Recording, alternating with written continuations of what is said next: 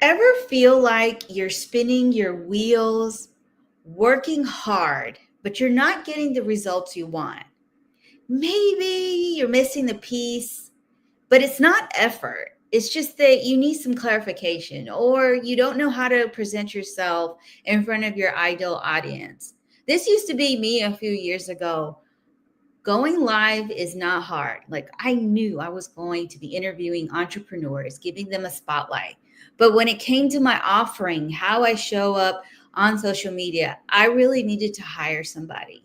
And so today's guest are we're going to be talking about this topic because I know for some of you, you may be stuck, but we want to make sure you get the most out of it and find the right person to be working with.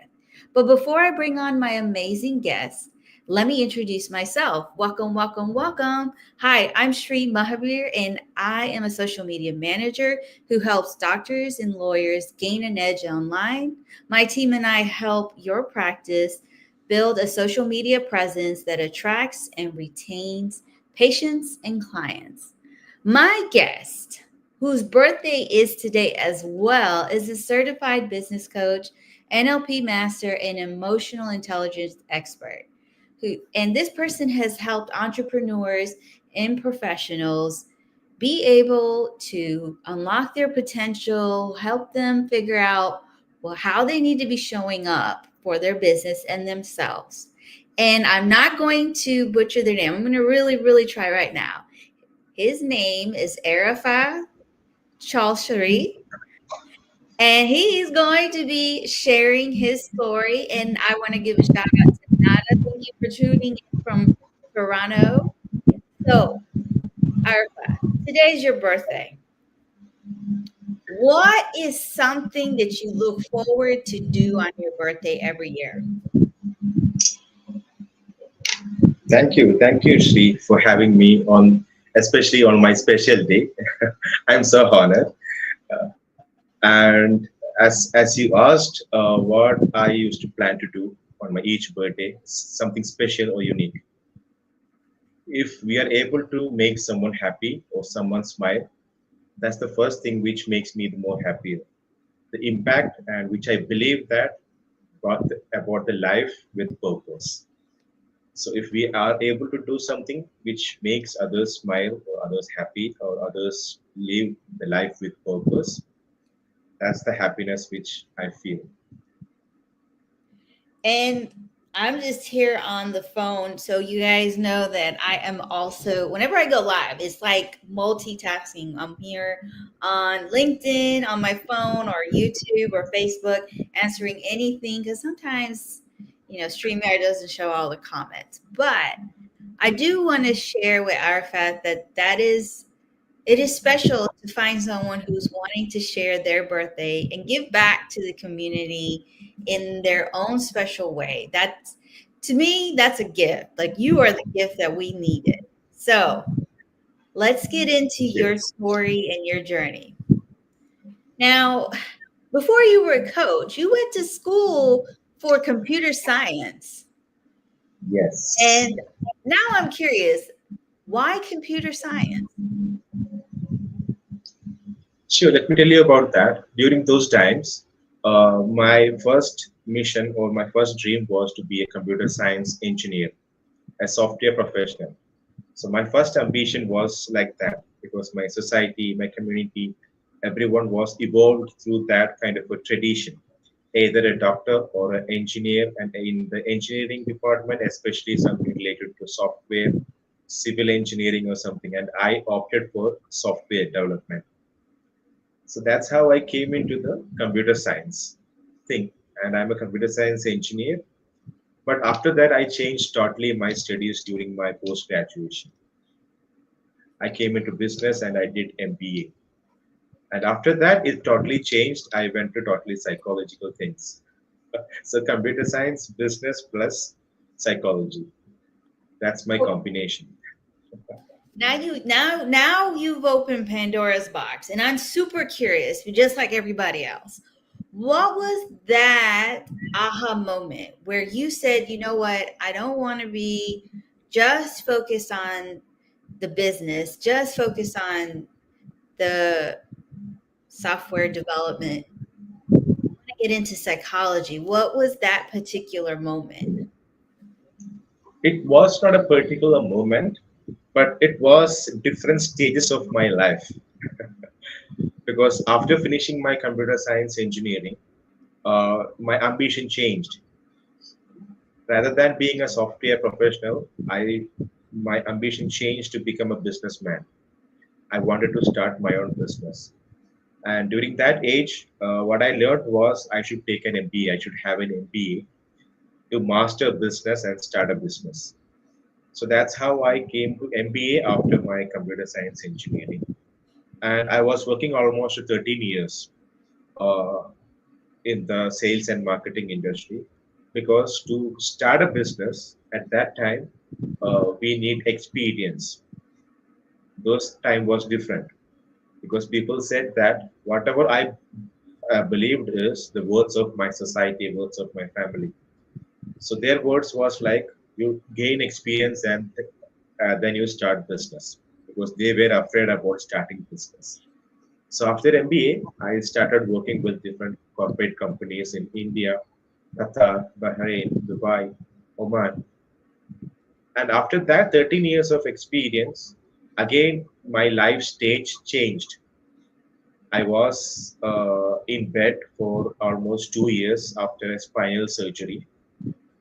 So Mm. my 12 years of experience got zero value because then after that nobody recruited me, uh, feeling the risk that I am not anymore fit for a sales or marketing profile because I had a spinal surgery. So I was rejected from all the interviews and offers after that time. So my life stage totally changed. A man who was a computer science engineer worked for almost 13 years, and then that 13 years of experience became zero value. You can just imagine that. 2 years in bed, no job, no money, no income, no happiness, no support, also getting rejected from the job offers. A man who was in a comfort zone changed into a depressed man. And that's the stage where I totally changed to learning something related to psychology, life coaching, training, NLP. And that's where I my professional totally had a shift, a total transition. Okay, now we're gonna get into this story a little bit more, but I want to read Nada's comment. Ha ha ha! I went to school software engineering. It was either doctor or disappointment. And then she goes on to say, I switched to business school after 3.5 years when I had the guts to do it. I have the Yeah. same story where my parents, they had this idea of what I need to be doing, and I changed that by doing my, and even now, my mom wasn't the biggest of fan that I started my own business. But at what point did your parents just say, you know what, we support you in what you're doing for you? You mean regarding the work which I'm doing right now? Right. Because I mean, you did walk away from computer science and business. Business is okay. You know, you did the business. But now you're saying, I'm going to not do business. I'm not going to work for anybody. I'm going to work for myself. How did your parents take that? And then what are they being supportive now?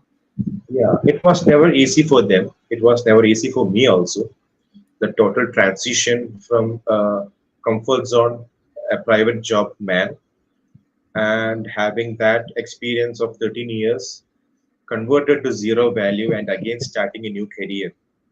It was not easy for me, but that was the only option for me. And what I believe is when one door is closed, another door will be opened. If that door is not opened, we have to create a door. And I had to create one door.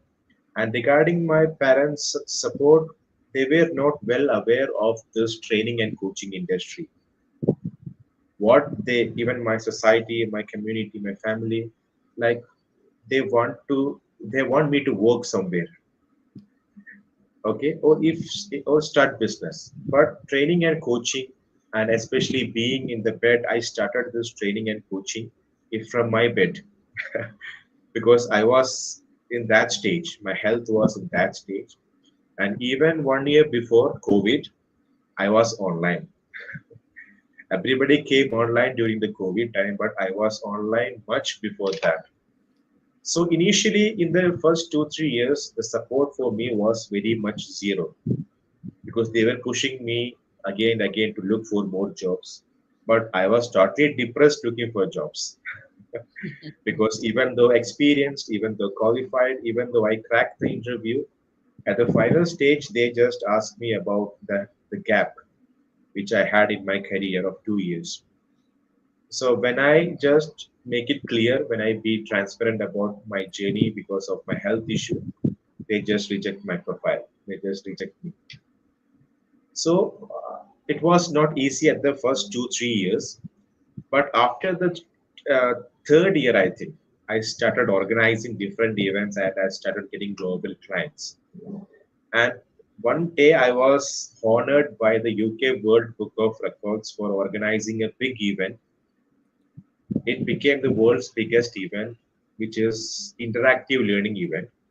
At that time only, my family and my society recognized that I am doing something big. Till that day, nobody just recognized that my work, which is training and coaching, is something of huge value because they were not aware about it. And the transition, the transformation, and the tradition, there was a very much fight with that. The tradition and the transformation fight. So finally, the transformation won. It feels like those of us who are training, grinding, meaning we're putting in what we need to make things work. And when they see the tip of the iceberg, oh, all of a sudden, now Yes, you're somebody, but they didn't see the process. And one thing that I'm really curious to ask, because you had a spinal cord injury, and that's pretty serious. yes, I'm reading the book by Mel Robbins, Let Them. And in the opening of the book, she talks about when she was at her lowest, what she created was the 5, 4, 3, 2, 1 method, because it was just to help her get up and start taking action, small actions in your bed. I mean, it wasn't overnight. They said, you know what, tomorrow I'm going to go get into psychology. What was your moment? What were you telling yourself? Because this is pretty low when you've gotten this injury, you're probably at a high, and now you're at a low. For those who are in that low moment, what are you telling yourself to help you get out of yeah. It was not an easy journey, especially when you are a source of you are taking care of your family. Okay, a man being in bed without the job, money, without the health. Okay, it's not an easy journey for a person. So it was a very depressed stage, and even I tried for suicidal things. And one day, one of my friend, he is in Thailand, and he is running a wellness center. He is a psychologist, and he supported me to come up from the stage of depression. And he asked me whether if I can do some content for his training and coaching sessions regarding psychology.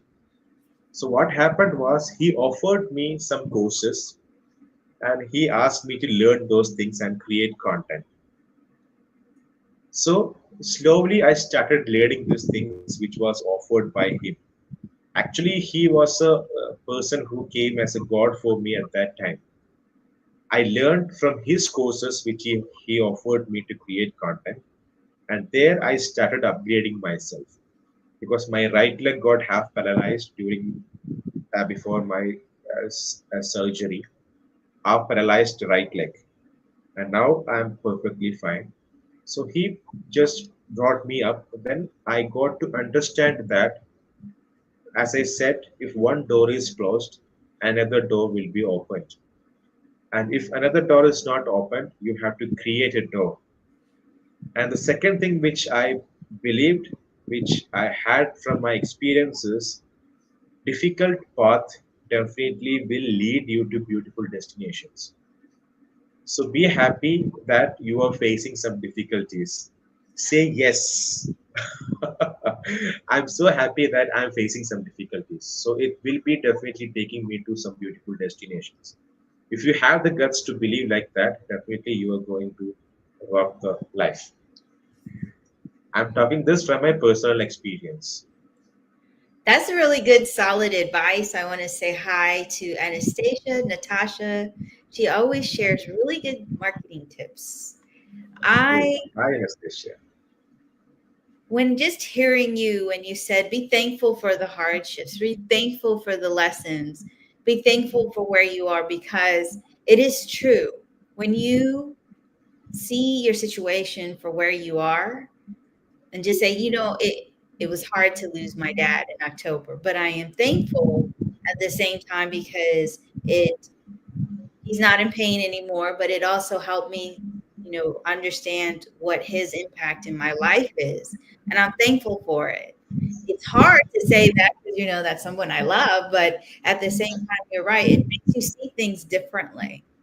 So, what we're going to get into now is I'm curious because there's so many people out there who are looking for a coach, right?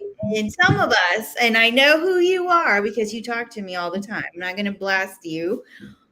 You go from coach to coach to coach. So, for someone who's looking for a coach, what do you suggest they should do to identify what would be the best for them? Yes, I just came into that journey, that process in my coaching journey after a long years of observation. Okay, from my coaching experience with almost 104 country clients, what I learned is each of us need coaches from different expertise area. For me, even though I am a life and a business coach, still I need a coach who is expert in health, who is an expert in food and nutrition, who is an expert in relationship, who is an expert in wellness area. So coaching is a huge, diverse area. So that's then when I observed that if I am a normal person from any part of the world, and if I want to connect a coach who is a health coach, so normally what I will do is I will just ask my friends who is the best coach. But the problem is that our friends will be having only a limited sources and they'll be knowing only a few. And my second source is I will just try to Google it. I will Google the best health coach in my place. But what happens is those who are very good in marketing strategies, their name comes up. So the problem is that very experienced, high value coaches are still unseen. They are hidden. They are not seen by any of us, and we can't connect them. We are not able to connect them. That's where I created my platform of coaches listening. Anyone can come to that platform, look for any coach from any expertise area, from any country, from any language. You can find them and connect with them directly without any platform commission. It's totally transparent process. Right now, the coaching, finding a coach, connecting with the coach, continuing that coaching journey, it's not kind of an easy journey because the process is not transparent, the process is not easy. So my mission is to give value. So I created that platform to make this process easy and transparent. That's where we came up with the platform megaglobalcoaches.com. So you're helping people find what they're looking for without having to go and search for hours and hours. At least you could type in the industry and you'll find someone. Now, Yes. you saw the headache, but still there's that. Are there like, I don't mean to be mean when I say this to those coaches out there, but what do you suggest are some red flags one should look for, or identify their red flags because we've seen them all, like you and I both and everybody else, that this person says, I can help you make six figures, but then when you start working with them, you're like, this isn't happening. So what do you suggest as creating a red flag to watch out for? The first red flag to watch out for, what I believe is, a coach should be accessible. If I am a coach, a person should be able to connect with me and I should be able to reply them. That's a coach. But what happens is many coaches think that they are coach, but they just speak to a group or a big audience. Coaching is a personal thing and it's a continuous connection. So if any coaches are not willing to connect with you personally, individually, okay, it's a red flag.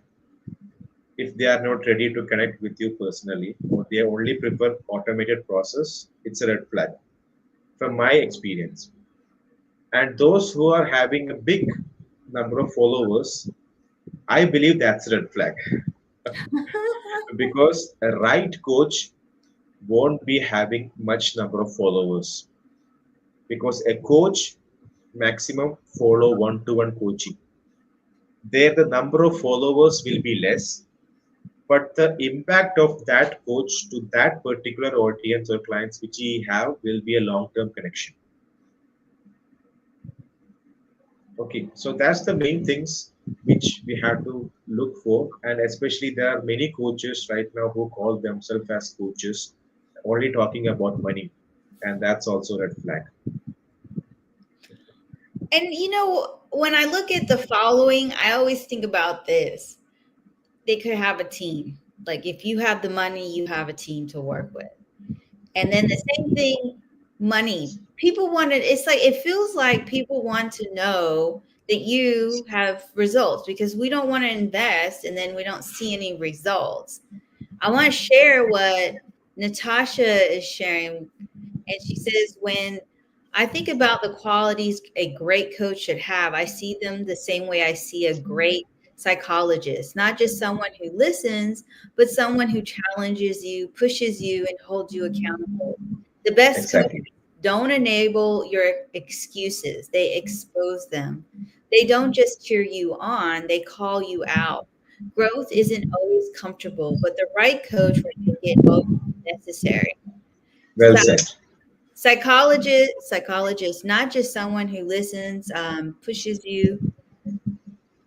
I think we also have, and she says they hold you accountable. The best coaches, they you want to choose wisely who you work with. And I agree to that because that's not easy when you have someone who calls you out. But then at the other end, as the client, now I want to flip it. You may not be ready to be hearing that calling out. So, what are things that you've noticed working with your clients as barriers of why they're not seeing the success they want to in their business? It depends. It depends because for me, I have my clients across all these 104 countries. So each environment, each culture, each traditions are different. But the main thing which I focus is the process, the foundation. Okay, the foundation is the same for every countries, every environment, and every cultures. So just work on the foundation, even if it's life, even if it's business, whatever it is, the foundation should be strong and it should be focused and it should be balanced and it should be strong. That's the main thing which I just suggest, and that's what I work on because I do a session with all my clients, Master Your Life. It's a workbook series, and I offer them this workbook so they can practice the basic process foundation for even if it's for business or even if it's for life. So if the process is not in the right place, then it's not easy. Whatever we do on the top, nothing will work. Even if work for a short term, it will not be there sustained actions or sustainable results. So focus on the process, focus on the foundation, even if it's in your life or even if it's your business. If that foundation is strong, everything is gonna be perfectly awesome. But even if the foundation is strong, what if you have like you don't trust your intuition and trust that this is going to work? How do you help your clients with that? Because that I've seen that happen personally with myself and in other people where we're not trusting our intuition.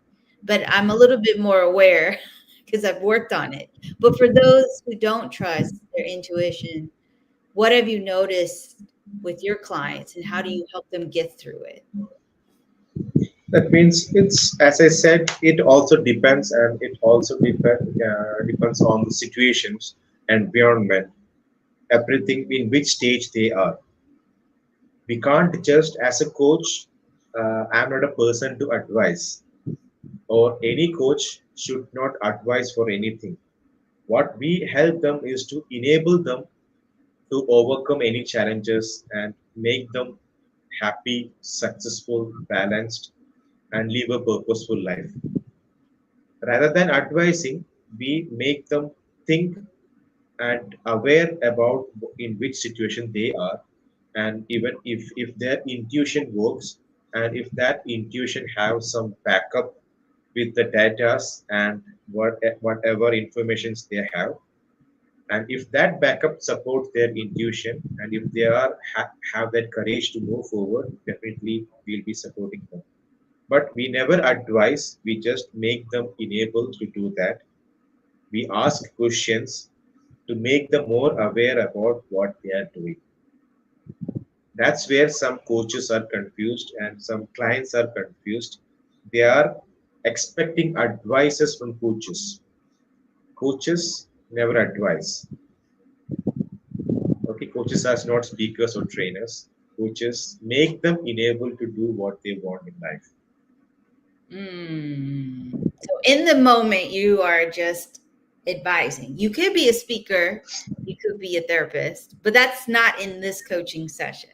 So let me ask, how does anybody who's watching this or listening to this podcast episode, because I will be uploading it and it will go out tomorrow morning for me, which is Sunday morning for me, how can they connect with you? They can connect with me in my LinkedIn, my Facebook, even my contact directly, WhatsApp. I'm available everywhere. As a coach, I'm accessible, easily accessible, anytime. I do have the links. You'll see the links. If you're listening to the podcast, it's there. If you're watching the replay on YouTube or even here on LinkedIn, you'll see the links to connect. So, what we're going to do now is we're going to stop the conversation here. We're going to invite you to come and join us on Instagram.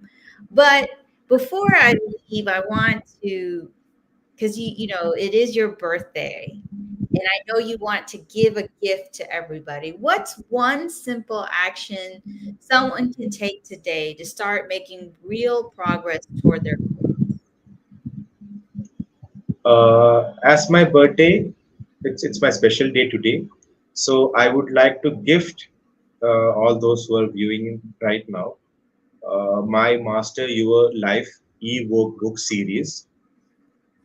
Okay, it's a 8 e-workbook series where you can work on your foundational process, and anyone can connect with me for a face-to-face one-to-one session also regarding this e-workbook. I'm happy to give you that during my this special day in this podcast. Oh, so you get a free e-workbook. You just have to connect with Arafath. And not as sharing a coach is not meant to turn you into a carbon copy of themselves. Your clients may be stronger in other areas than you are as a coach. And as a coach's role is to uncover a client's natural talent, and double down on those areas. For example, I noticed that my client communicates better through video. I personally communicate better through long form posts. I didn't get my client to follow my approach. I advised him to follow the approach that maximizes his success, which when you work with someone who's not a video coach, that makes sense. You work Yes. you work with who you're lacking on and you get pushed to do it. But when you're working with someone like an Arafath, I'm not going to be asking him to push me to go on video unless that was the goal that I said I wanted to do, which I agree with Nada, but I also say, if you, this is just, if you are paying to work on storytelling on video or to be on video so you can get more visibility to your business using video, you need to do the work to be on video and Yes. not hide behind your fears and your fear of judgment, because that's not gonna get you where you want to. Pay me to do that. I don't mind taking your money, but I mind that you're doing the work. Yes. Nobody is perfect in any areas. Everyone is learning from another person. So everyone, as a coach, as I said, we are not advising. We are supporting them to be better in whatever mission they are working for. Even as a coach, we are also learning. Coach need a coach also in different aspects. So everyone is on a never-ending journey. It's learning. Learning is a never-ending journey, and let's learn from each other. Nobody is perfect in this world. No, we're not. I can tell you, I am definitely not perfect, but I strive to work on where I find that I need help with. So I want to say thank you to everybody who's watching the live, who's watching the replay, listening to this podcast episode. Make sure you reach out to Arafath, connect with him, ask him questions. I would suggest check out the website, which I will be sharing, is the megaglobalcoaches.com. So you can see if you're looking for a coach and you're not sure where to go, start here. I mean, there's a lot of people out there. I mean, I don't think he has someone for social media for doctors. And if that's the case for you, make sure you reach out to me. But anybody else you can find there. And Emmanuel is sharing learning never ends. I once taught my coach. That is true. Learning never ends. So, Erica, thank you so much. Thank you for your time. Happy birthday to you. And Thank you. Thank you so much. until my next episode, which is next week on Thursday, I want to say bye to everybody and have a great morning or evening wherever you're tuning in. Bye. Bye.